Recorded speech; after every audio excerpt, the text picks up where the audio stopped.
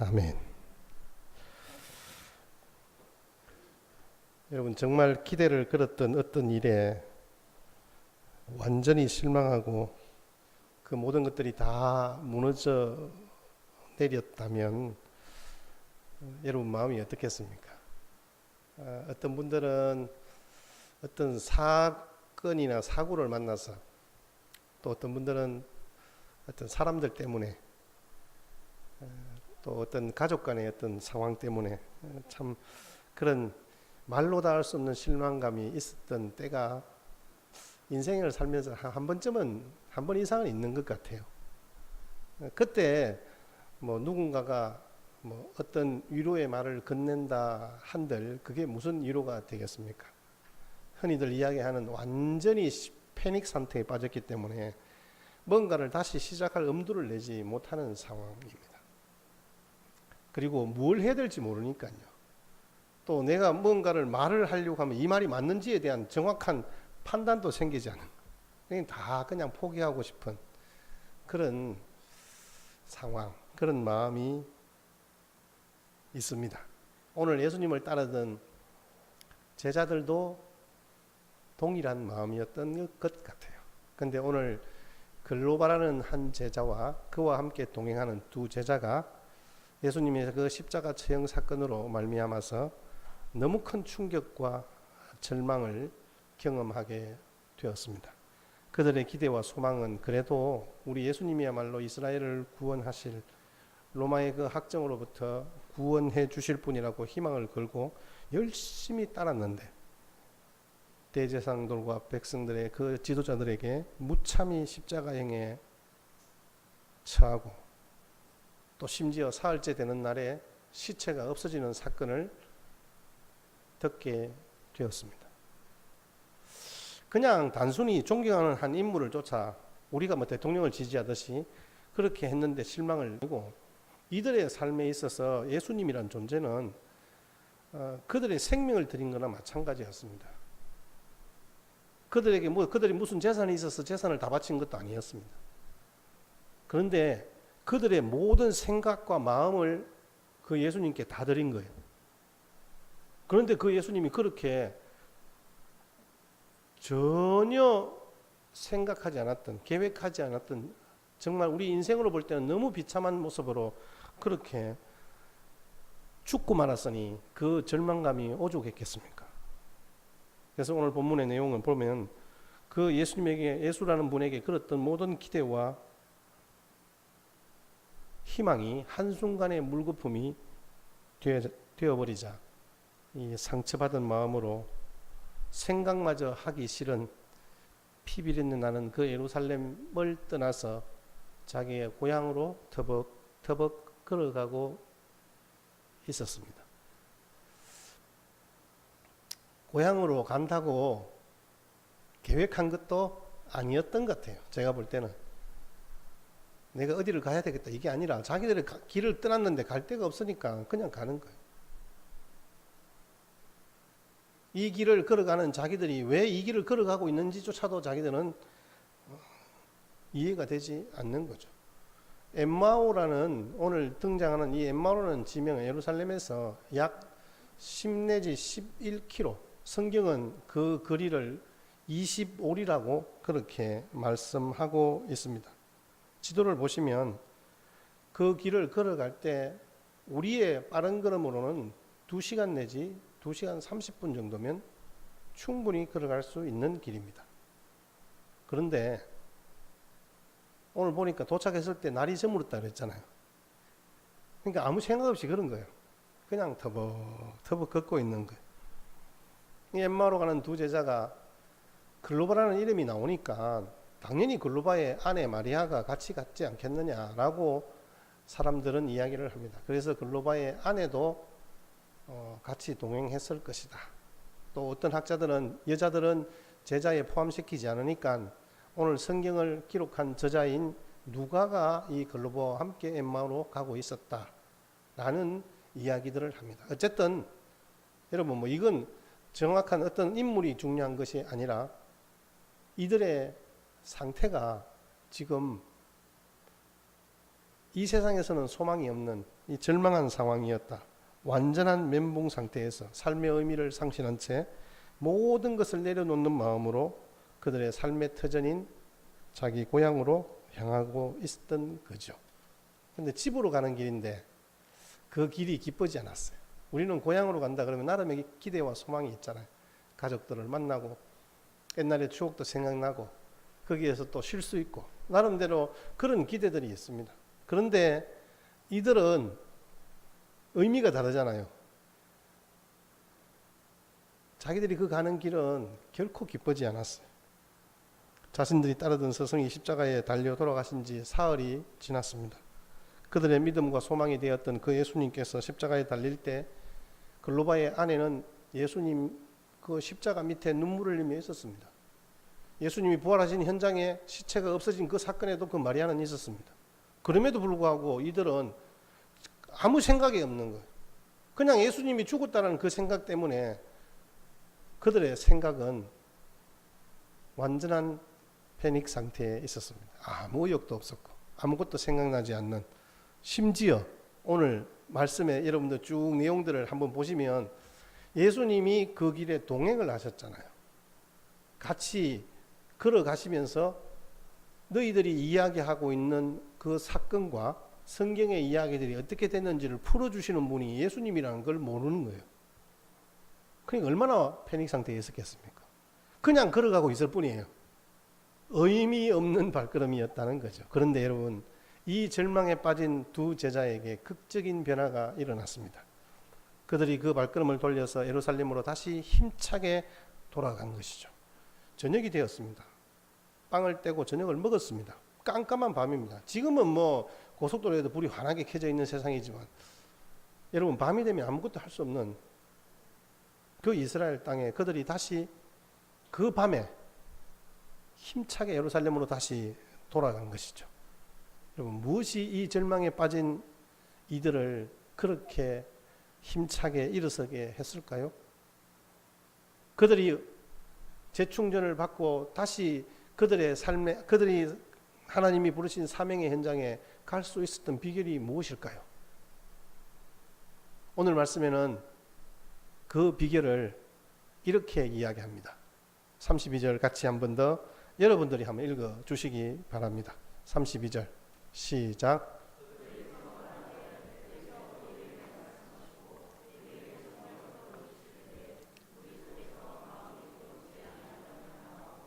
아멘. 본문에 보면 그 슬픔의 길을 가는 두 제자에게 길에서 말씀하신 분이 계셨다, 이렇게 이야기하잖아요. 그들이 서로 말하되 길에서 우리에게 말씀하시고 누군가 있었단 말이잖아요. 누구냐는 거죠. 15절 말씀을 보십시다. 15절에 그분이 예수님이다라고 이야기를 하고 있습니다. 우리 읽었던 본문 이제 전에 이미 예수님이 그들에게 찾아오셨던 장면입니다. 시작. 그들이 서로 이야기하며 문의할 때 예수께서 가까이 이르러 그들과 동행하시나. 어둠과 절망과 낙심과 슬픔에 빠져 혼돈 상태에 있었던 이 두 제자에게 예수님이 찾아와 주시고 동행하여 주셨습니다. 주님은 이들의 마음을 누구보다도, 이들의 실망한 마음을 누구보다도 잘 알고 계셨습니다. 그들의 상처나는 마음을 그 어떤 세상의 것으로 보상할 수 없었을 것이라는 것도 예수님은 알고 계셨습니다. 그래서 주님이 엠마오 도상에서 그들에게 찾아가시고 그들과 말씀하시고 그들이 깨달아 알 때까지, 그들의 영의 영안이 열릴 때까지 같이 함께 계셔 주신 것이죠. 주님께서 이들이 이야기할 때 꽤 긴 시간 동안 정성을 쏟아서 그 하나님의 말씀을 풀어주신 것 같습니다. 아마 그것은 특별히 슬픔에 잠겨있는 글로바의 아내 마리아를 위로하는 그런 예수님의 마음이 여기에 있지 않나 생각해 봅니다. 그들이 가는 길이 앞길이 보이지 않잖아요. 아무 희망이 없는 거예요. 이제는 뭐 내가 왜 살아야 하는지, 내가 왜 돈을 벌어야 하는지, 내가 왜 이 길을 가는지 아무런 의미가 없는 거죠. 소망도 잃어버리고 절망감으로 충분했으니까 말입니다. 여러분, 물론 주님이 부활하신 것을 믿지 못해서 생긴 것이기도 합니다. 왜냐하면 이미 예수님께서는 그러한 일들에 대한 이야기들을 제자들에게 사실은 충분히 했습니다. 예수님의 입장에서는. 그런데 여러분 그렇잖아요. 우리가 충격을 받으면 그 전에 있었던 사건을 다 잊어버립니다. 여러분 아시잖아요. 다 경험해 보셨잖아요. 그래서 옆에 사람이 그때 거기 갔었지 않느냐, 그때 이런 말 했었지 않느냐, 몰라요. 기억이 안 나요. 그러니까 이들이 받았던 충격이 가히 절망적이다 이렇게 표현할 수 있는 거예요. 지금 예수님께서 누우셨던 그 무덤의 자리가 비어있다는 소식도 들었습니다. 근데 그들이 지금 빈 무덤으로 달려가지 않고 어디로 가고 있는 겁니까? 고향으로 그냥 짐 싸들고 가고 있는 거예요. 사실이 아닌 것을 사실인 줄만 알고 절망하면서 산다는 것이 이처럼 불행한 거예요. 그래서 우리가 이 땅 가운데서 살아가는 동안 나에게 이 절망을 채워줄 것은 돈이다, 명예다, 권력이다 생각하고 달려가는 사람들의 그 절망감이 얼마나 깊은지 여러분 우리는 그들을 이해할 수 있어야 합니다. 왜냐하면 그들의 마음을 위로할 길이 다른 길은 없기 때문에 그런 거예요.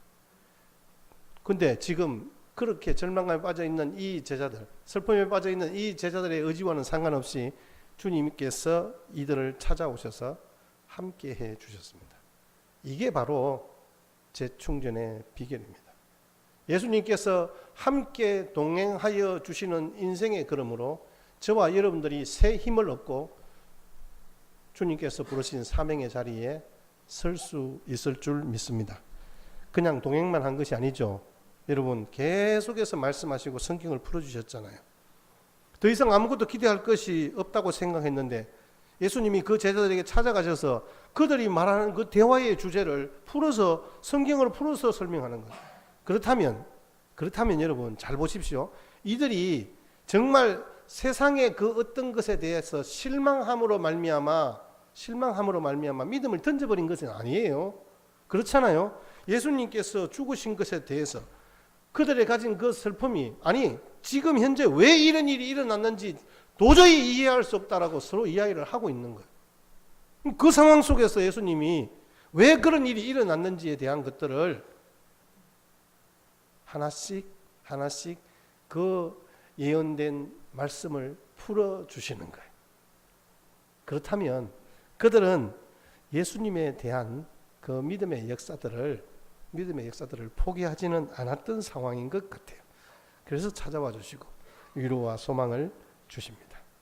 마찬가지 오늘날 그렇게 실망한 우리 인생의 여정에 찾아와 동행하시고 동일한 위로와 소망을 주시는 주님의 모습을 그려봅니다.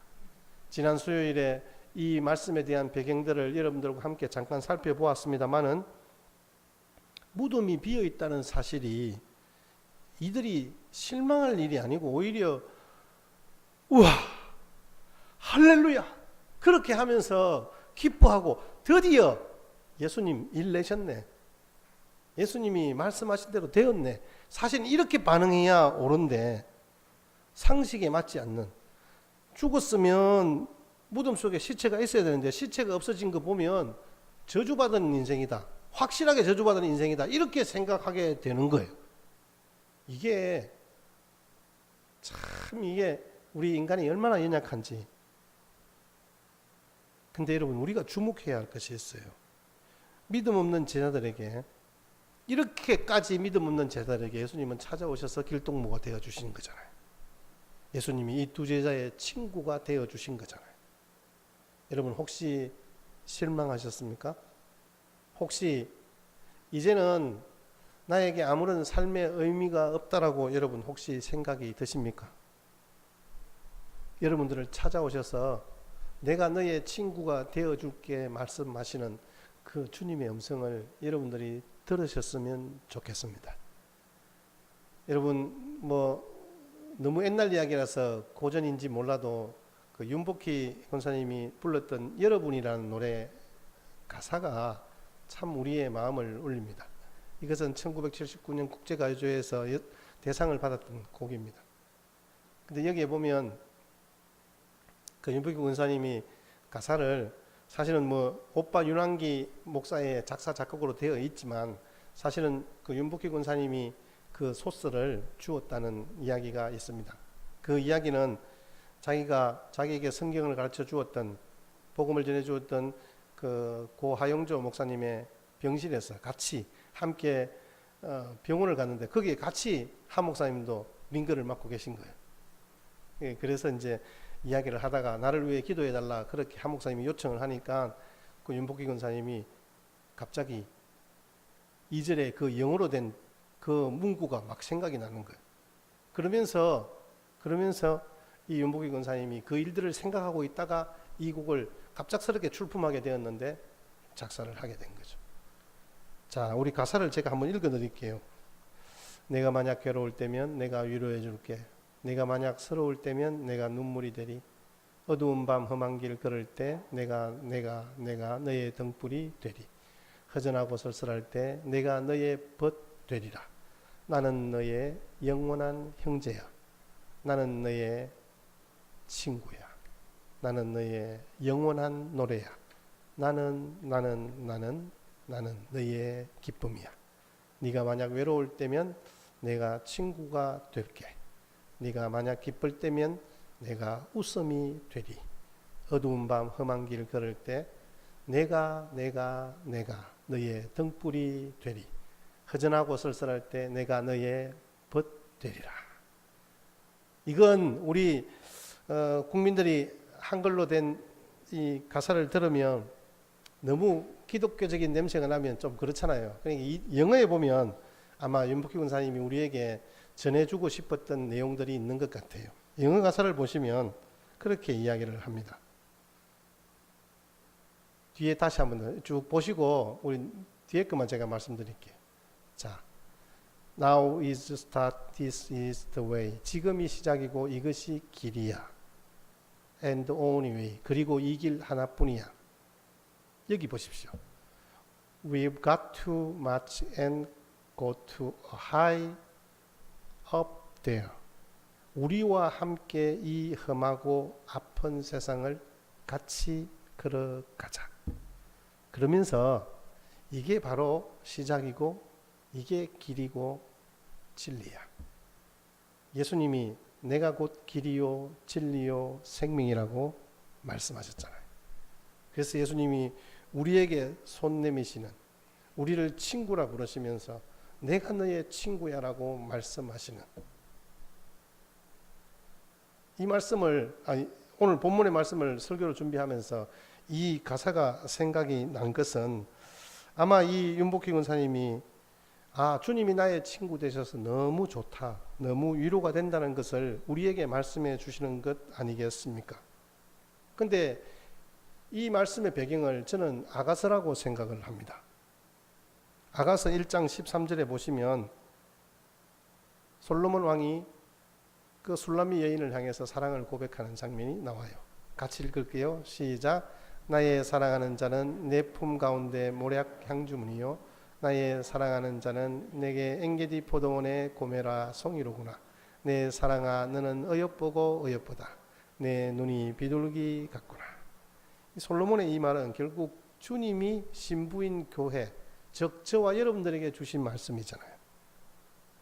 그러면서 든 생각이 이 엠마오로 가는 예수님의 두 제자들에게 들려주고 싶은 노래이기도 하고, 아니 어쩌면 주님이 이들에게 이미 들려주신 노래가 여러분이라는 생각이 들었습니다.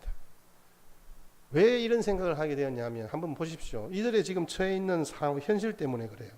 이들이 지금 마음이 너무 힘들어서 자기의 고향으로 가고 있잖아요.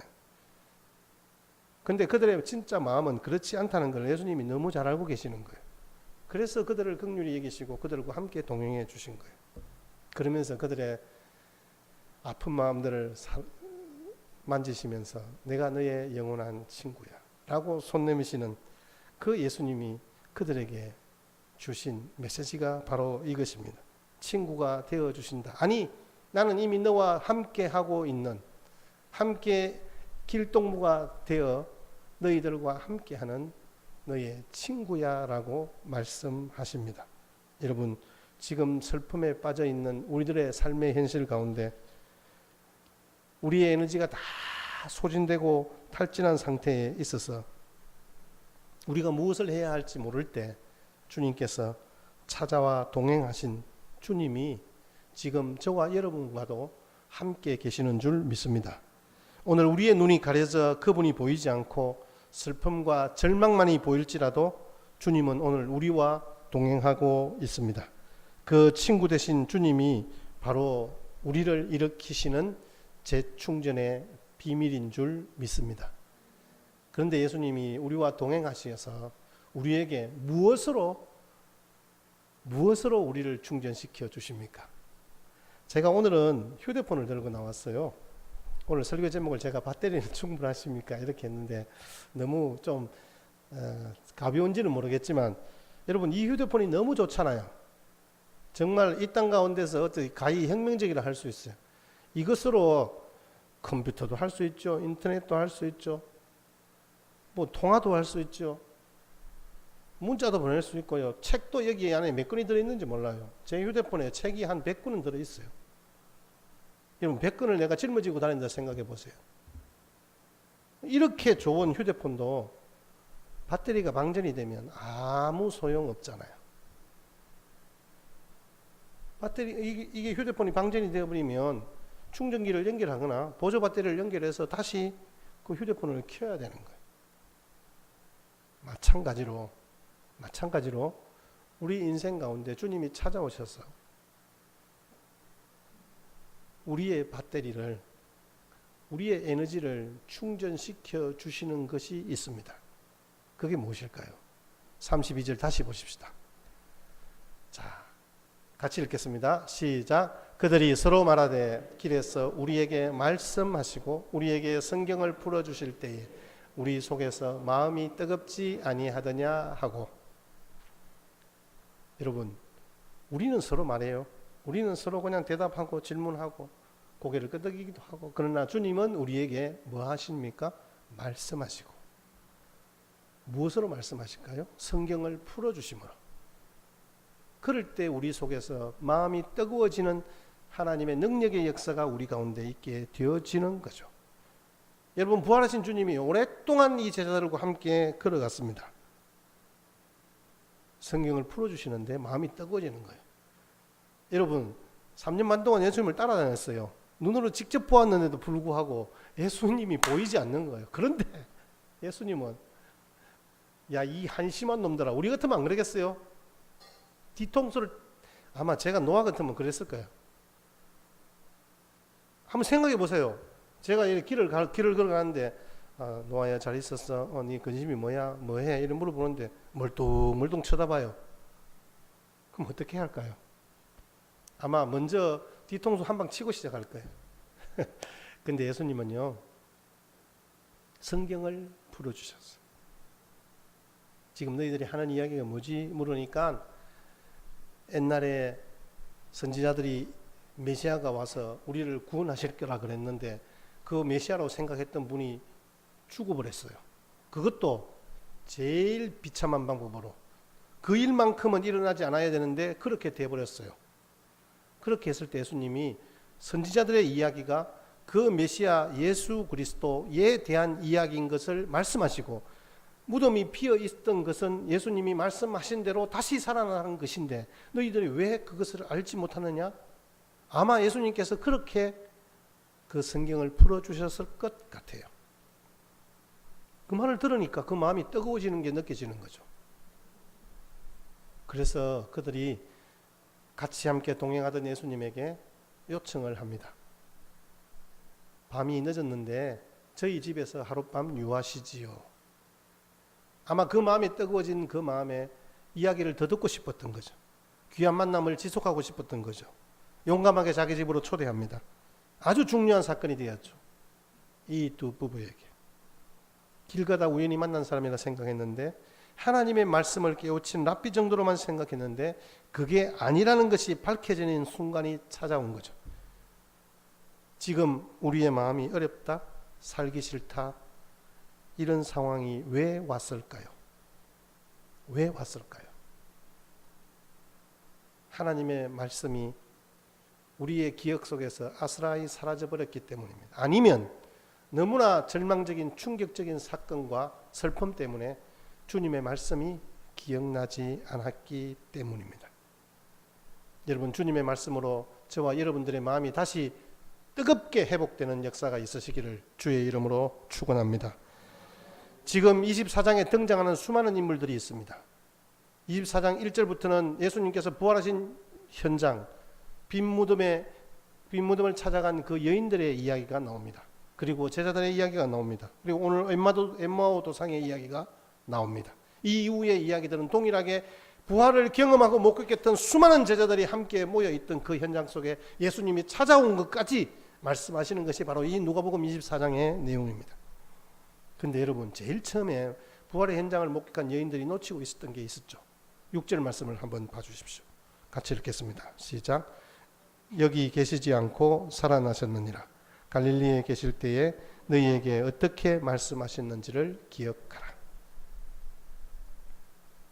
거기에 가보니까, 여인들이 가보니까 무덤은 열려있어요. 걱정을 했는데 무덤 돌은 누가 굴리지? 우리는 힘도 없는 여자들 있고, 안에 들어가 보니까 예수님이 안 계신 거예요. 시체가 없는 거예요. 자기들은 시체에 바를 향품을 가지고 왔는데 거기에는 빛이 나는 한 사람이 앉아 있는데 천사였어요. 그분이 여인들에게 이야기를 하는 거예요. 여러분, 예수님께서 이 땅에 사람으로 오셔서 좋은 말씀 많이 해주시다가 죽었어요. 자, 그러면 그 시체를 보존하고 나름대로 생각이 날 때까지, 우리 기억 속에서 한참을 잊어먹을 때까지 그냥 왔다 갔다 하면서 기념하는 마음으로 뭐 그렇게 살아갈 수는 있겠죠. 그래서 한 인간으로 살다가 끝났다. 여러분, 그래 되면 이게 통곡할 만한 이야기인데, 예수님께서 어떻게 말씀하셨는지를 기억하라. 뭘 기억하란 말이죠. 7절 시작. 이르시기를 인자가 죄인의 손에 넘겨져 십자가에 못 박히고 제3일에 다시 살아나야 하리라. 인자가, 예수님이 죄인의 손에 넘겨져서 십자가에 못 박히고 3일 만에 다시 살아난다, 이 이야기를 너희들에게 했지 않느냐. 한 번도 아니고 두 번도 아니고 세 번도 아니고 수차례 너희들과 함께 모든 말씀의 결론들이 바로 그거였지 않느냐. 여러분, 이런 말씀을 주셨는데 시신이 그대로 있다? 그러면 속은 거죠. 원래는 빈 무덤을 보고 그렇게 할렐루야를 외치면서 기뻐해야 하는데 이들이 왜 근심했을까요? 왜 빈 무덤을 보고 그들이 근심했을까요? 순간적으로, 결정적으로 기억하지 못했기 때문에, 기억하지 못했기 때문에, 아니 기억나지 않아서입니다. 그런데 여러분, 우리들도 마찬가지잖아요. 우리가 지금 코로나19라는 상황 속에서도 하나님 앞에서 신실한 예배자로 주님 앞에 섭니다. 하나님의 말씀을 필사하기도 하고 읽기도 하고 묵상하기도 하고 듣기도 하고, 나는 그래도 하나님을 떠나지 않았다 자부하면서도 그렇게 예배하는 믿음의 백성으로 서는데, 그런데 우리 가운데서 그 실망감이, 그 슬픔이 가시지 않는 거예요. 우리 가운데 두려움이 가시지 않는 거예요. 아, 어떻게 하지? 이러다가 큰일 나는 거 아닌가? 근데 여러분, 그 여인들의 슬픔을 거두어 가시고 엠마오 도상의 두 제자의 그 절망감을 거두어 가신 예수님은 오늘 우리의 그러한 실망과 어둠의 길을 걷어 가실 것입니다. 왜요? 8절 말씀입니다. 시작. 예수의 말씀을 기억하고, 예수님의 말씀을 기억할 때 그들의 슬픔을 거두어 가셨습니다. 초자연적인 역사, 기적의 역사가 일어나서가 아니라 그들에게 말씀이 생각났기 때문이에요. 십자가에 못 박혀 죽으시고 3일 만에 다시 살아나야 하리라 말씀하신 예수님의 말씀이 생각났기 때문이에요. 이것이 바로 슬픔이 거두어져 가게 된 결정적인 계기였습니다. 제자들이 부활하신 주님을 만난 후에 기쁨과 희망과 신앙과 용기로 재충전되어서 그리스도의 부활을 선포하고자 날이 이미 저물었음에도 불구하고 왔던 길을 되돌아 예루살렘으로 서둘러 갈 수 있었던 이유는 그들도 이제는 예수님의 말씀이 기억났기 때문에. 자, 상황을 한번 쭉 보세요. 그들이 실망해서 에마오 도상에 이제 고향으로 가는 길이 있어요. 예수님이 찾아왔어요.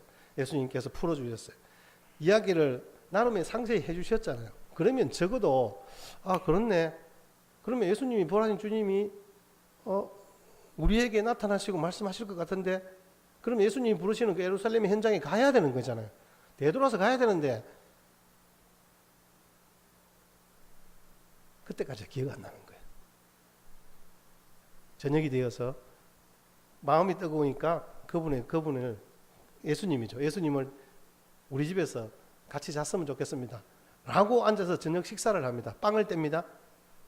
주인이 떼야 되는데 예수님이 떼주는 거예요. 그 이유는 예수님께서 이 두 제자에게 이제 마지막 시청각 교육을 하시는 거예요. 그 최후의 만찬의 제자들에게 떡을 떼면서 이것은 내 살이다, 포도주를 주시면서 이것은 내 피다라고 말씀하셨던 그 말씀이 오버랩되면서 이들의 가슴에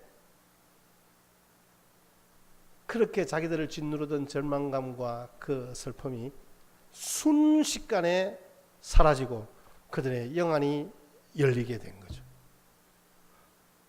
정말 말 그대로 흑 하는 거죠. 그 눈을 들어 다시 봤는데 예수님은 사라지신 거예요. 보이지 않는 거예요. 제자들이 예수님께서 말씀으로 함께 하셨던, 말씀으로 그들을 재충전시키시려고 얼마나 애태우셨던 그 마음들이 온전히 고스란히 느껴지는 순간이었습니다. 그들이 서둘러 짐을 싸고 그 밤길을 걸어서 예루살렘으로 돌아가게 된 겁니다. 근데 여러분, 거기서 끝나지 않았잖아요. 말씀으로 재충전받은 이들이 그들뿐만 아니었다는 것이 증명되어집니다. 33절을 보십시오. 33절에 보니까 문을 열고 들어갔는데 형님들이 있고 누님들이 있는 거예요. 같이 읽겠습니다. 시작. 곧 그때로 일어나 예루살렘에 돌아가 보니 11제자 및 그들과 함께한 자들이 모여 있어. 그들이 이미 모여 있는 거예요. 야, 너 예수님 봤나? 무덤에 찾아갔는데 예수님이 안 계시더라. 나는 예수님이 나타나서 이렇게 말씀하셨어. 그냥 예수님이 나무라지 않고 그냥 나 보고만 계시던데. 그러니까 그때서야 이 글로바와 그의 아내가 우리하고는 오후 내내 우리랑 같이 있었어. 근데 내가 예수님을 못 알아봤단 말이야. 나중에 예수님이 빵을 떼주시는데 그때 생각이 난 거 있지. 내가 왜 그렇게 몰라봤을까?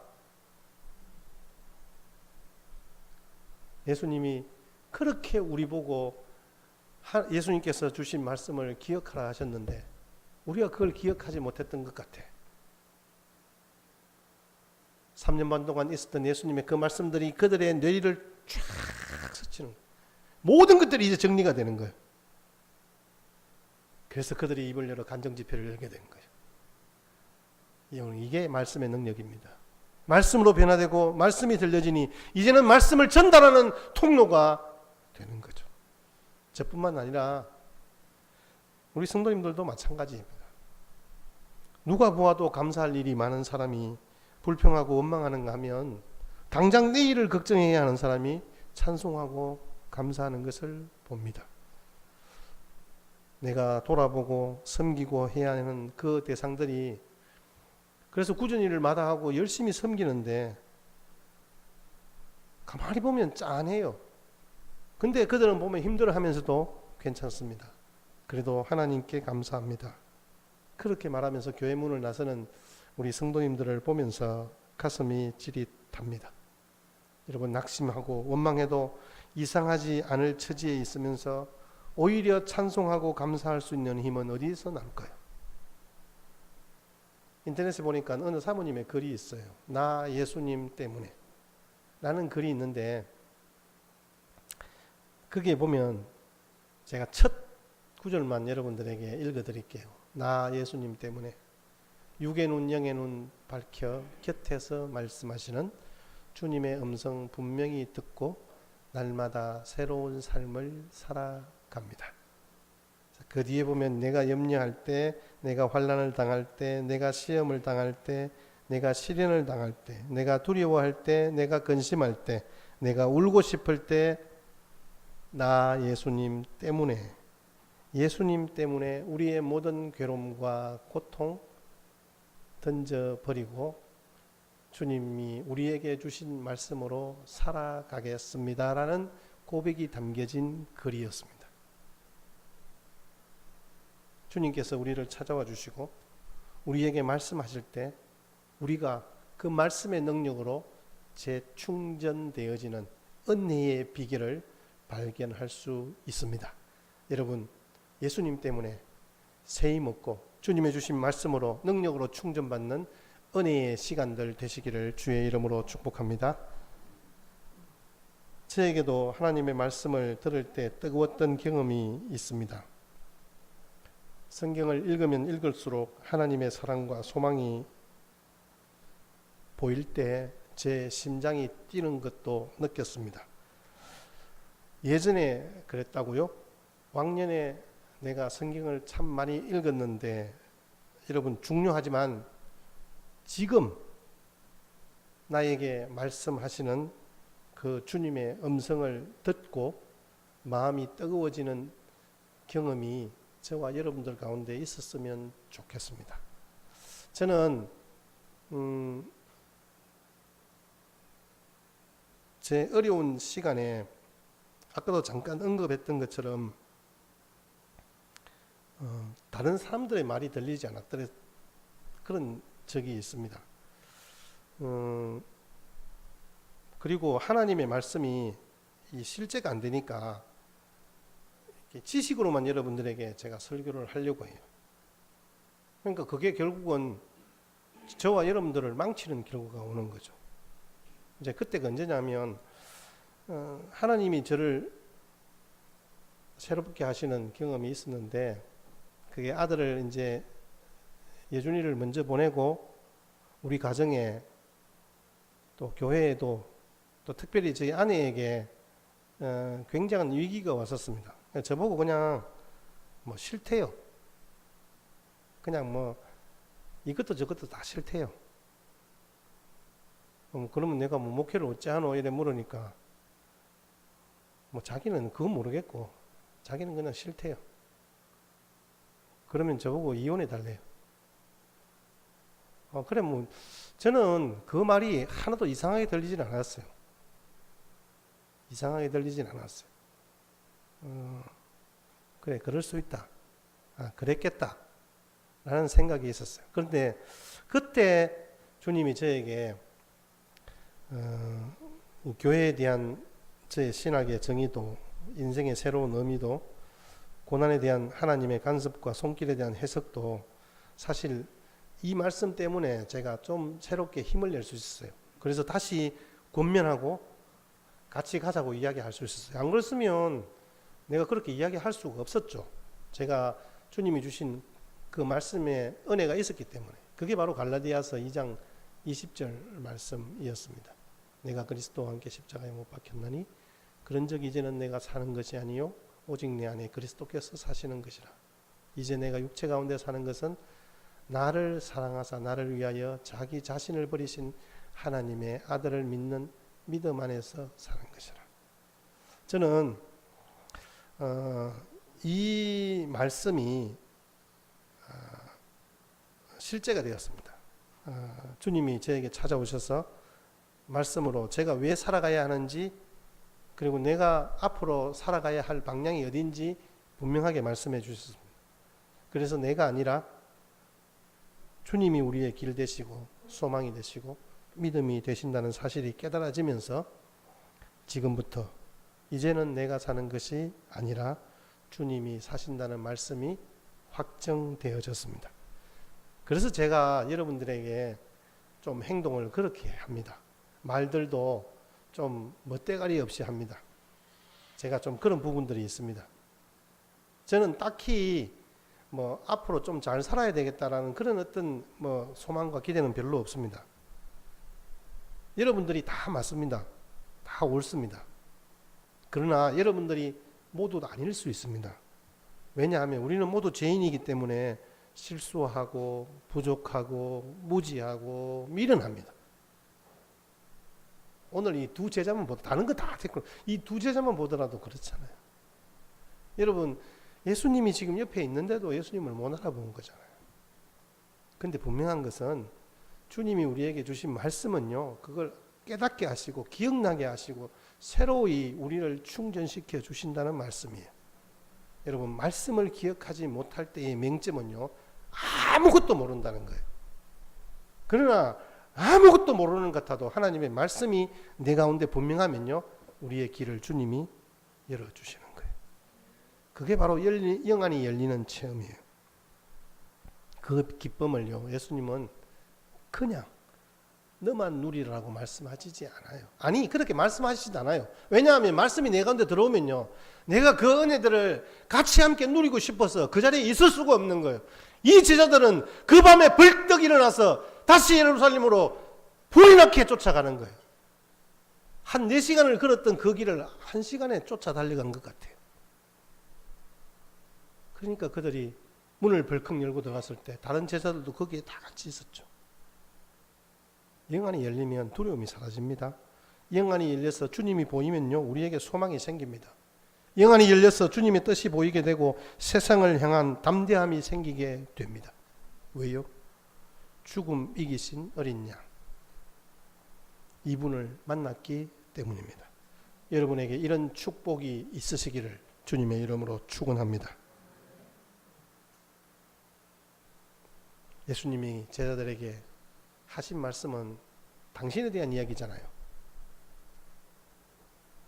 오실 예수 메시아, 예수 그리스도, 지금 현재 와서 보여지는 예수 그리스도 메시아, 다시 오실 예수 그리스도. 여러분 지금 이 엠마오 도상의 제자들은 오신 메시아, 부활하신 메시아를 자기의 눈으로 목도하는 그 기적의 현장을 경험했고, 저와 여러분들은 이미 부활하셔서 우리에게 그 부활의 능력으로 살아가는 성도들에게 다시 오실 예수 그리스도에 대한 소망을 드리펴 주신다는 말씀입니다. 우리 한국 교회가 다시 부흥하기 위해서는요, 교회가 재정비하고 법을 잘 지키고 열심히 살아가고 착한 일 많이 하고, 여러분 그것이 아니라 정말 제2의 종교개혁이 필요합니다. 여러분 우리가 들려지는 매스컴의 이야기, 고함치는 목사의 이야기를 여러분 듣는 것이 중요한 것이 아니라 여러분 정말 말씀을 보셔야 합니다. 여러분 말씀을 보셔야 합니다. 말씀이 우리를 변화시킵니다. 여러분 무슨 교회 무슨 목사는 아는데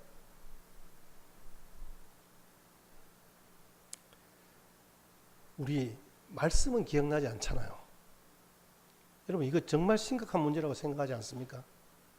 누구 이야기입니까? 제 이야기입니다. 엠마오로 가는 두 제자, 빈 무덤을 목격하고 실망했던 여인들을 회복시키신 것은요, 말씀이었습니다. 다시 돌이켜 돌아가서 함께 예수님의 부활을 목격했던 이들이 동일하게 증거했던 것은 예수님에 대한 말씀이었습니다.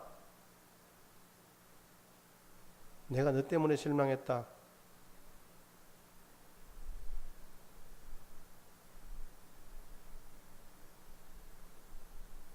내가 너 보기 싫어서 이런 일 안 해. 여러분 그 자리에서 그런 이야기 안 했습니다. 예수님에 대한 이야기입니다. 여러분 우리가 함께 모였을 때 주님이 우리에게 하신 말씀이 기억났으면 좋겠습니다. 자, 시편 119편 49절에서 50절 다 같이 읽고 말씀을 정리합니다. 시작. 주의 종에게 하신 말씀을 기억하소서. 내게 소망을 가지게 하셨나이다. 말씀은 나의 고난 중의 위로라. 주의 말씀이 나를 살리셨기 때문이니이다. 아멘. 말씀이 나의 고난 중의 위로가 되고 말씀이 나를 살리시는 능력의 근원임을 믿으시기를 주의 이름으로 축복합니다. 그럴 때 우리의 마음의 변화가 있고 방향의 전환이 일어나고 우리는 이제 해야 할 일이 생기는 거예요. 여러분, 우리가 해야 할 일이 무엇일까요?